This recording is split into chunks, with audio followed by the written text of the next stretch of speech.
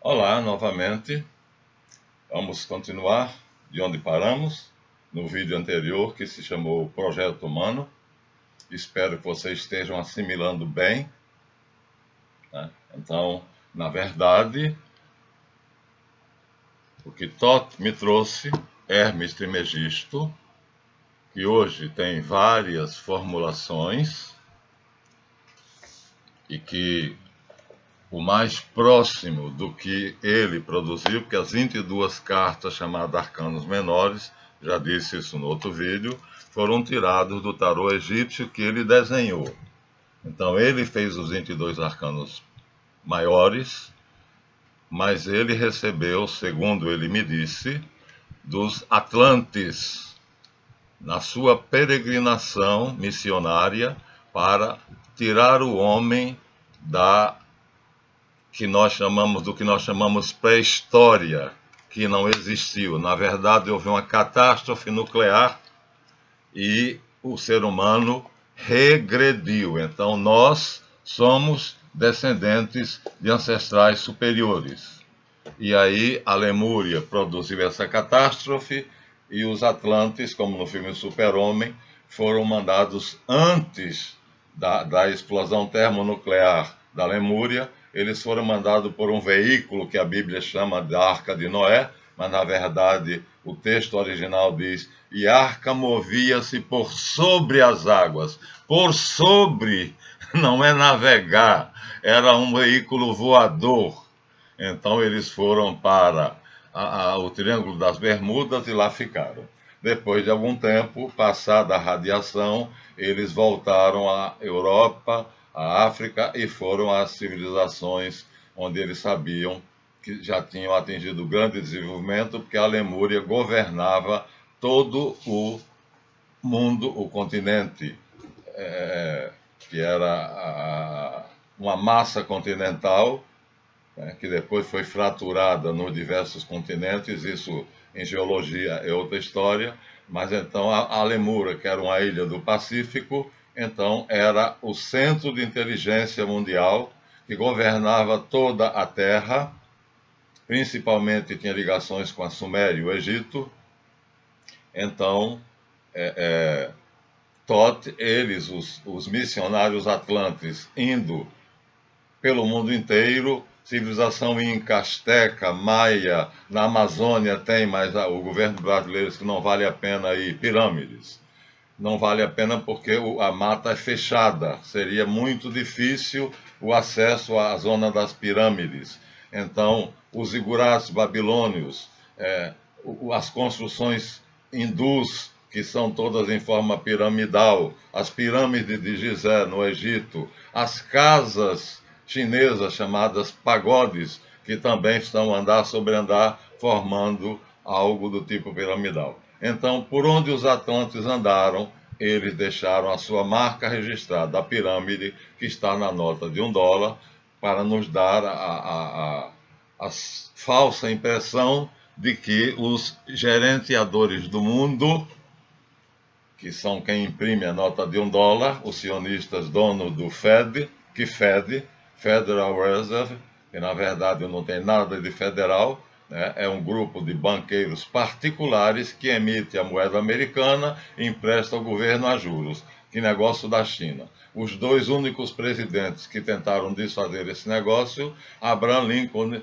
e John Fitzgerald Kennedy, foram assassinados, porque eles ganham uma fortuna imprimindo o dólar e emprestando ao governo, quando na verdade as máquinas são do governo e a Constituição americana reza que o Tesouro Nacional americano jamais poderia pertencer a um particular, a particulares.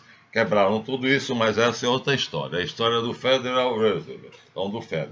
Resultado: botaram na nota de $1 a pirâmide para se dizerem descendentes dos Atlantes, para nós que conhecemos a história acharmos que estamos sendo governados por eles, mas se fosse, a civilização estaria, nossa senhora, maravilhosamente desenvolvida. Então, o que acontece? Continuando o vídeo passado, já mostramos a vocês que todos os tarôs Aqui eu tenho um mais ou menos aumentado, que foi primeiramente feito para esse trabalho de dar aulas. Então, todo o tarô, aqui nós temos a carta chamada Enforcado, aqui nós temos o carro, aqui nós temos a carta O Desorientado, que é a primeira. Aqui nós temos o mago, que logo logo estaremos analisando. Aqui são os objetos que estão dentro da sacola do louco. Então, quando o louco chega diante do instrutor, e o instrutor já no terceiro nascimento, ou seja, depois do pulo, depois da gestação, depois de ser parido, chega um momento em que o animal que o acossa faz com que ele procure um mentor, um instrutor, alguém que tivesse feito essa viagem antes dele. Eu fiz sob a orientação de Hermes Trismegisto, Thoth, o próprio desenhista das cartas do tarô egípcio. Aqui nós temos o tarô White Rider e nós temos o tarô de Thoth, que é aquele que eu mostrei a vocês, que me foi presenteado numa caixa de luxo, né? Mas é a mesma coisa, e que a gente não usa porque é extremamente diferente da iconografia ocidental. Então, em todos os tarôs nós temos as mesmas figuras, e o que caracteriza o tarô é exatamente essas figuras. Porque Thoth recebeu a instrução Atlante através dos arcanos menores, que são 56, que são dificílimos. Papos tenta explicar, explica, mas tem que fazer tantas operações matemáticas. Então, o que é que Thoth fez? Para beneficiar os contemporâneos dele, ele fez uma resenha dos arcanos menores, nos quais ele tinha sido instruído, para os arcanos maiores, que são 22. Então, essas 22 cartas, aqui nós temos Le Diable, o diabo. Então, ele fez uma resenha com 22 cartas, que são os arcanos maiores, que são eles que o mago usa, né? Eu, como sacerdote mago, então, recebi de Thoth diretamente toda a iniciação do tarô. 5 modos de usar o tarô. Foi ele que me instruiu, nenhum homem fisicamente formado por corpo me deu nenhuma informação. Então, mas eu duvido muito que alguém saiba de tarô mais do que o que Thoth me disse. Então, na época do mestre insigne Eliphas Levi, que eu já disse que Napoleão Bonaparte sequestrou a literatura e a arte dos países que ele conquistou na época, levou tudo para a França, pegou os escritos, mandou chamar esse homem que se chamava Alphonse Louis Constant. Nós temos o retrato dele em outro livro, e ele codificou, ele organizou aquela literatura toda, jogando fora o que não prestava e vamos dizer assim, organizando o que prestava, e ele assim fez a que hoje é a Biblioteca de Paris. Então é ele, né, o construtor do que hoje se tornou a Biblioteca de Paris, a maior do mundo. Ele usava, como ele era católico, e ia escrever, agora você vê, Dogma e Ritual da Alta Magia, o tarô. Mas o tarô na Idade Média me levaria para a fogueira, né? Então, o que é que acontece? Ele passou a usar um pseudônimo. Esse pseudônimo é Abade Eliphas Levi. Esse é um pseudônimo, para poder escrever os livros que ele escrevia. Ele era católico, Napoleão era católico, a família imperial toda era católica na época de Napoleão, e a França era toda católica. Então, ele fez esse trabalho com o pseudônimo de Eliphas Levi, Abade Eliphas Levi. Na verdade, Alphonse Louis Constant, um gênio que trabalhou com um outro francês, né, chamado Kurt de Gebelin. Kurt de Gebelin foi até o Egito, porque as pesquisas de Eliphas levavam à conclusão de que o tarô era a essência da cultura egípcia, assim como a Cabala, a árvore da vida, era a essência da cultura hebraica. Então,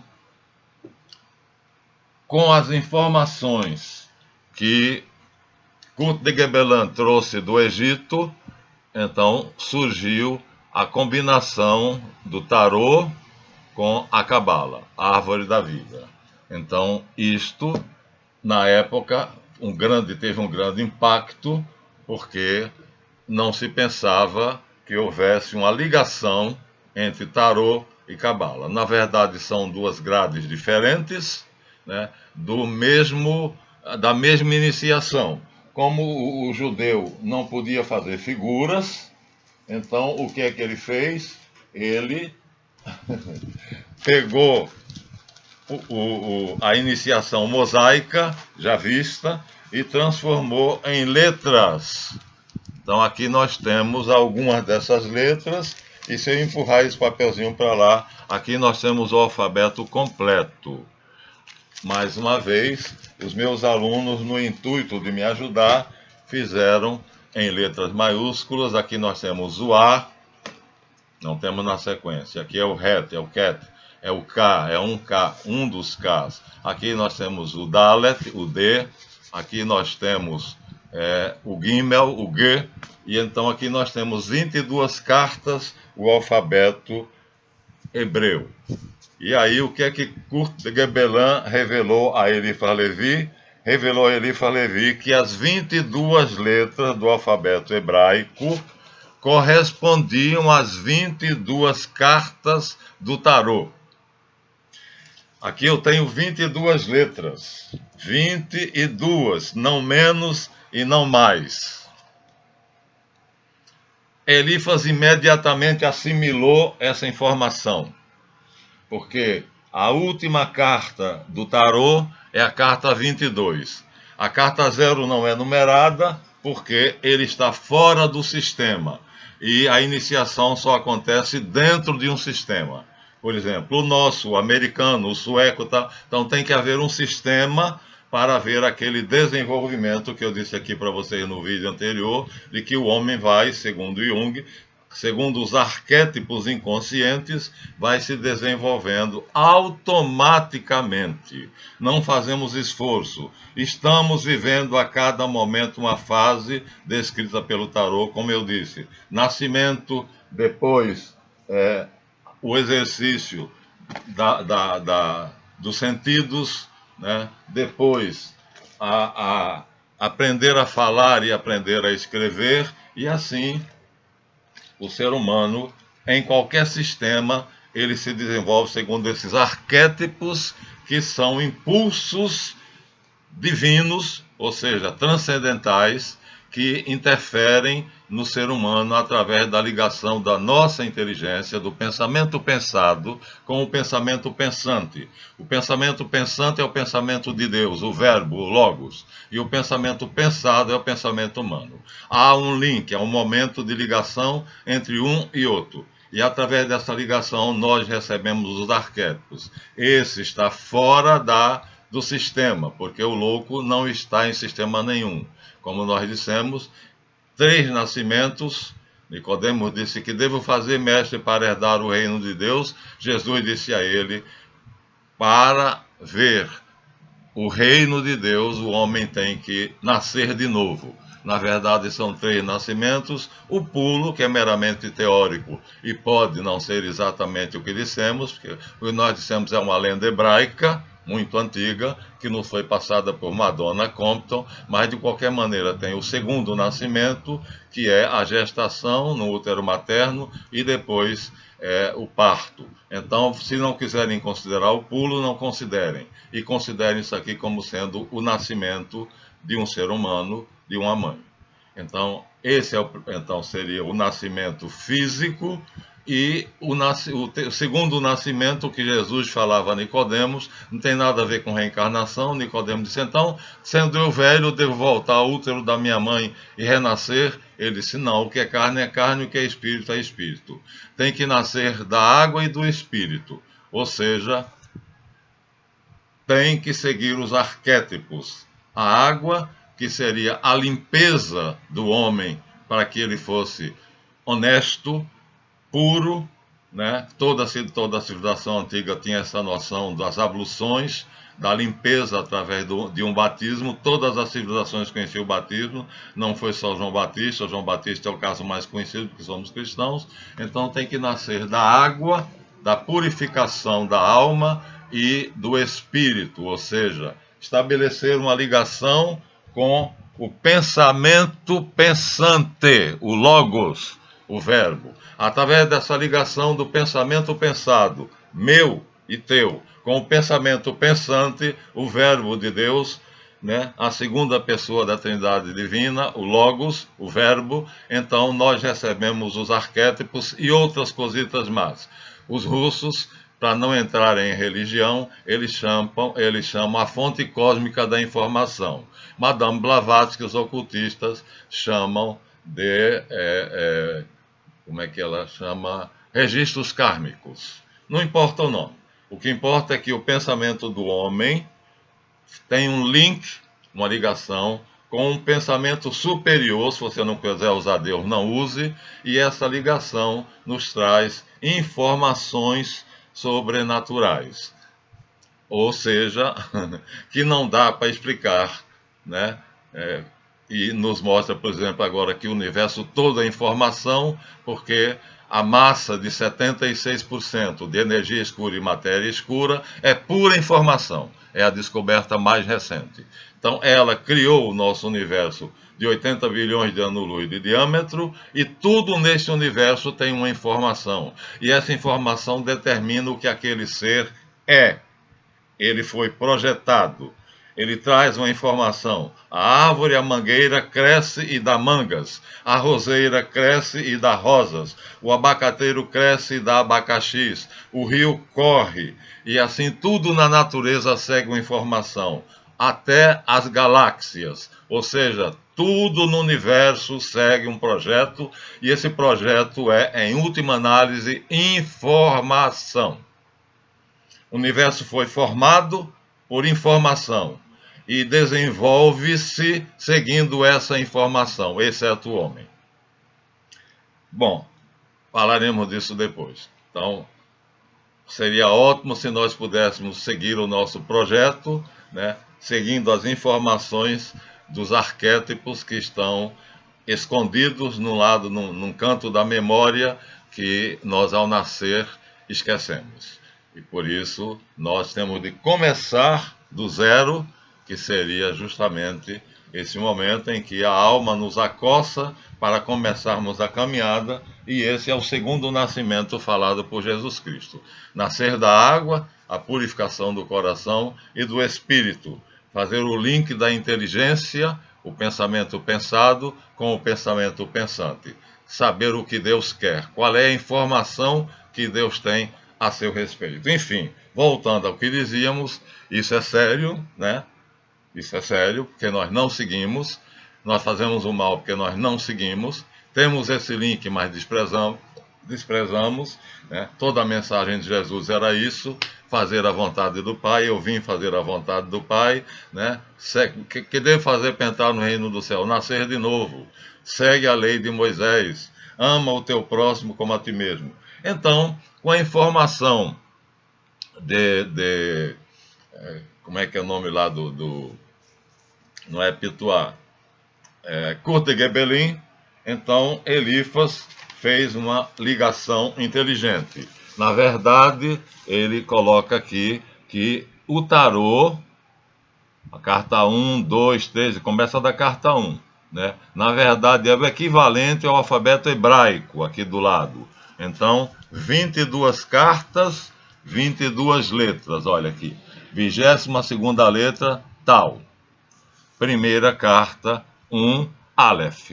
Mas ele esqueceu do 0. Existe a carta 0, porque aqui já é o sistema. Um alfabeto é um sistema ortográfico.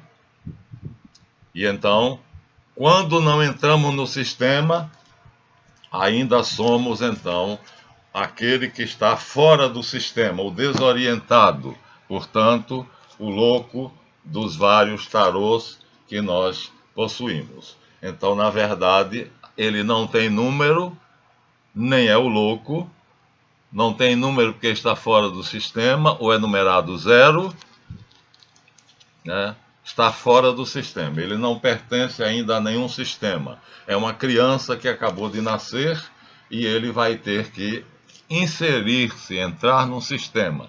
Inicialmente, pelo exercício, pela descoberta dos 5 sentidos, que vai dar a ele o conhecimento do mundo. O holograma que vai se formar no parietal, na verdade, é uma construção que o meu cérebro faz, o lobo parietal, daquilo que eu vejo, sinto, visão, audição, olfato, paladar e tudo mais. Então, esse é o momento em que o louco deixa de ser o desorientado para começar a tomar consciência do mundo. Uma criança vendo o mundo bagunçado, desarrumado, e que ele deve tentar arrumar, porque pelo menos na vida dele, a vida dos outros não interessa, mas na vida dele ele terá que arrumar. Então, aqui nós temos no baralho Rider-Waite, né? Então o louco e aqui o mago. A mesa mesma sempre. O que caracteriza o tarô são os desenhos. Aqui já é a carta 1. Mas o mago, começar sendo mago já seria um pouco demais. Então o nome está errado. É o aprendiz, não é o mago. Ele está começando. Então Elifas teve a feliz intuição de descobrir de acreditar, né, em Kurt de Gebelin, que afirmava com toda a segurança ter descoberto que o tarô é, na verdade, o equivalente ao alfabeto hebraico. Aqui, a carta 1, o recipiendário, na nomenclatura de Elifas, o Aleph. A primeira carta do alfabeto hebraico, a primeira letra do alfabeto hebraico é a primeira carta do tarô. E a última carta do alfabeto hebraico, do tarô, seria a última letra do alfabeto hebraico, a carta 22. Então, não sei se vou mostrar, de qualquer forma, isso está descrito bem resumidamente naquilo que Elifas exibe aqui como sendo o livro de Thoth, que era assim que ele chamava o tarô. Então, aqui está, em um resumo maravilhoso, e aqui está explicado como ele entendeu. Aqui é a explicação dele, do que é o livro de Thoth, livro de Hermes. A descoberta de Kurt de Gebelin foi fantástica. Simplesmente fantástica. Deu origem ao chamado tarô cabalístico. Quer dizer, ligou o tarô à árvore da vida, ligou o tarô ao alfabeto hebraico, e aí nós tivemos 3 grades montadas em uma só. Ou seja, um tarô cabalístico, ele tem as 3 coisas. Ele tem a letra hebraica correspondente, ele tem em que parte da cabala se está. Então aqui, ó, carta 0 no tarô cabalístico, letra Aleph, símbolo Uranos, número 0. Na árvore da vida, o pedaço que ele faz é de Keter para Binah. Seriam 3 grades, portanto 3 sistemas, combinados em uma coisa só.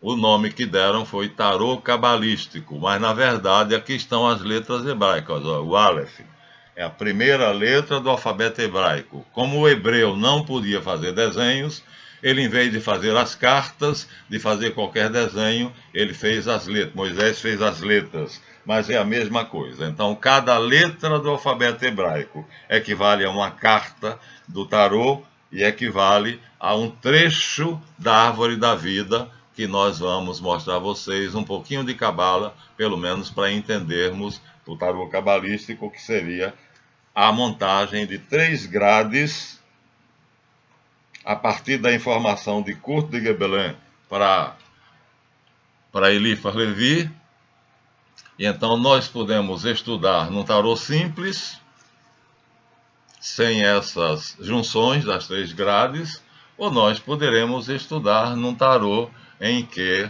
faça essas 3 junções. Mas aí aqui teremos, ó, o imperador é Rê, Capricórnio, e a parte que ele faz é diferente da do louco, tá vendo? É essa aqui. A do louco é de Keter para Binah, Keter aqui está em branco, e o imperador é de Kokmah para Tiferet. Então, temos aqui 3 grades, então já é uma coisa para quem está um pouco mais adiantado.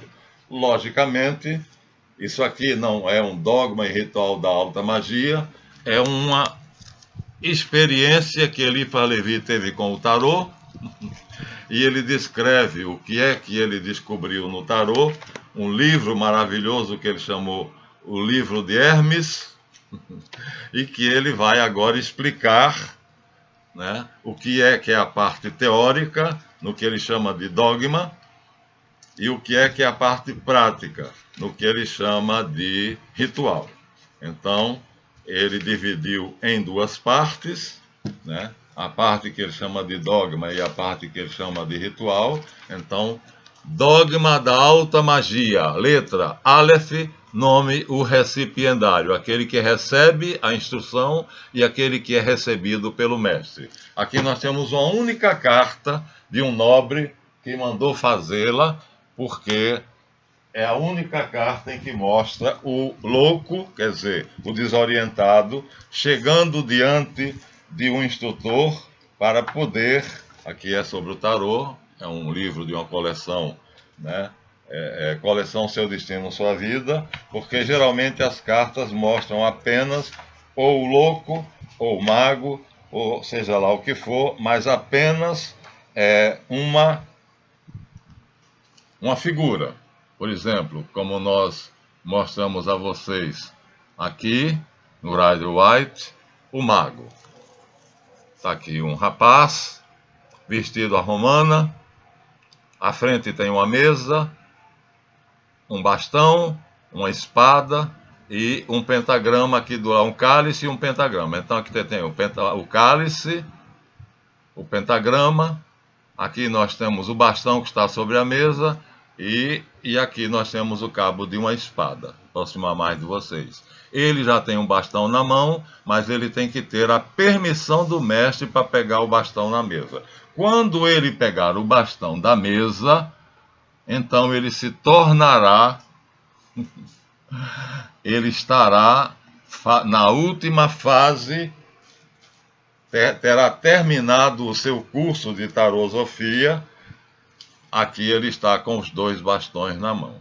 A carta é a última, seria 22, em alguns baralhos está escrito 21, né? Aqui, por exemplo, está aqui embaixo 21, mas na verdade é a carta 22, porque são 22 cartas contando com o louco, que alguns não contam porque ela é 0. Mas não é pela numeração, pelo número de cartas. Então aqui ele em algum momento recebeu autorização para pegar o bastão da mesa. E aí deixou de ter apenas um bastão, que significa mover. Deixa eu decodificar. E o segundo bastão, que significa parar. Só vou dizer isso. Então, aqui ele tem só o poder de mover. Não tem o poder de parar. Aqui ele tem o poder de mover e de parar. Aqui ele tem, portanto, todo o poder. O do movimento e o do repouso. E equilibrando os 2 bastões, a inércia. Nem move, nem para. Quer dizer, fica parado. Parado sem movimento. Então, aqui ele chegou ao final. E o sistema, então, todo aqui, na verdade, é o programa da vida do ser humano. Como deveria ser feito. Que numa primeira leitura, começa na carta 0.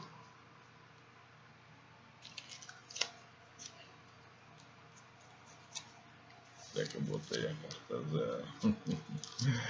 Começa na carta 0 e termina na carta 9. A primeira leitura, portanto, que eu fiz rapidamente a vocês, que seria o primeiro programa inicial, seria a transformação de um desorientado em um sábio.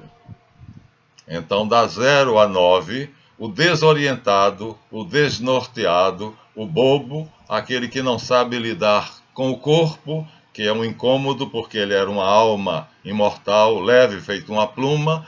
Então, durante o período dessa caminhada, nessas cartas aqui, que as outras estão lá fora, ele chegou à sabedoria. Tua palavra, Senhor, lâmpada para meus passos, luz para o meu caminho. E o bastão, que estava sendo, aqui nem existe, ele está com uma florzinha na mão, meio esquisitinho, meio... E aqui ele está com o bastão na mão direita, tá vendo? Apoiado no chão, e é o bastão que ele vai batendo, e só se o solo estiver firme, ele continua a andar. Então aqui nós temos a primeira leitura do tarô segundo Thoth, de 0 a 9, a transformação de um ser bruto que não sabe utilizar nada do que tem, nem o próprio corpo, nem os sentidos, nada, quer dizer, é um completo desorientado, desnorteado, né, uma coisa qualquer. A multidão, 88% da humanidade, através da iniciação, ele entra no sistema, através do tarô, seguindo a ordem dos arquétipos, e ele vai se transformar no vieil savant, no velho sábio, ou no bon père, no pai bom. Mas, quando o louco se apresenta diante do instrutor, o instrutor, como eu disse a vocês, só existe um baralho no mundo que tem esse momento, mostrando o instrutor sentado. Ele estará aqui, o louco estará aqui, e aí o instrutor está aqui. Ó, em todos os outros só tem a carta 1. Deixa para lá. Tá vendo? Em todos só tem a carta 1. Esse é o de Marcélia que estamos usando. Esse é o Rider White. Então aqui nós temos não o iniciando, mas o iniciador. A que vens? Ele diz, em busca de um sábio mestre que me queira instruir. E o mestre diz, és aceito. E aí começa a instrução. A que vens? Pergunta o instrutor. Ele diz, venho buscar um sábio mestre que me queira instruir. E aí ele diz, és aceito. E aí começa a instrução. Essa é a frase pronunciada pelo louco diante do instrutor que o transforma no mago. Na verdade, as palavras estão erradas, é o desorientado que se transforma no aprendiz. Esse é o único baralho do mundo produzido por acho que é Sforza, uma família italiana que mandou desenhar. É o tarô Sforza, é raríssimo. Então, nós temos aqui o livro, né? Nós temos o livro de Elifas. Vamos acabar logo, porque senão passaremos de novo. E nós temos aqui o alfabeto hebraico, que é a mesma coisa. Então, para mim, tanto faz eu ver o Aleph, quanto eu ver a carta 1. É a mesma coisa. Isso aqui é o mesmo. Só que como Moisés mandou não fazer imagem nenhuma do que está no céu, nem abaixo na terra, nem na profundeza das águas, então, proibido de fazer imagem, ele mesmo se proibiu. Então, em vez de fazer uma figura, como todas as outras civilizações, ele fez letras. Então, o mago é o Aleph. Se vocês notarem bem, a posição dos braços dele é semelhante. Começa a iniciação, então, com o mago ou com o Aleph.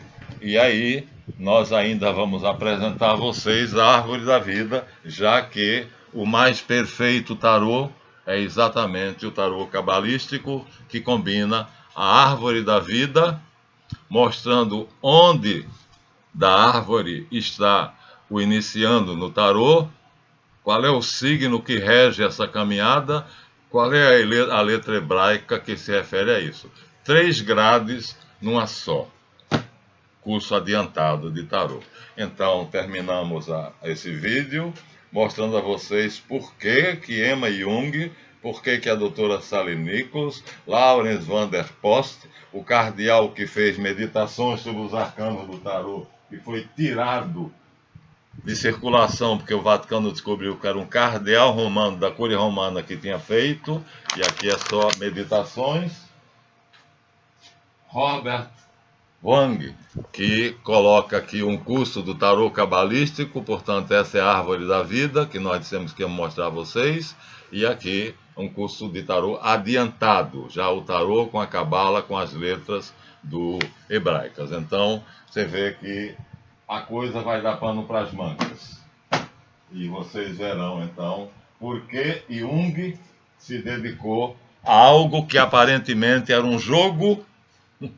As cartas de jogar ou deitar as cartas, na verdade, os símbolos dos arquétipos que estão no inconsciente coletivo. A psiquiatra doutora Sally Nichols, junto com Laure van der Post, pela Cultrix, publicaram a visão que Jung tinha do tarô. Em detalhe, aqui é ele próprio explicando não só o tarô, mas outros símbolos. E assim, nós nos damos por satisfeitos, pelo menos com essa introdução. Já estamos aos 36 minutos, chega e tem mais, muito mais. Nós temos apenas o beabá, o ABC, mas vocês já viram que a coisa é séria, não é? Não é cigana que joga tarô aí, o professor Marlanf é um tarósofo.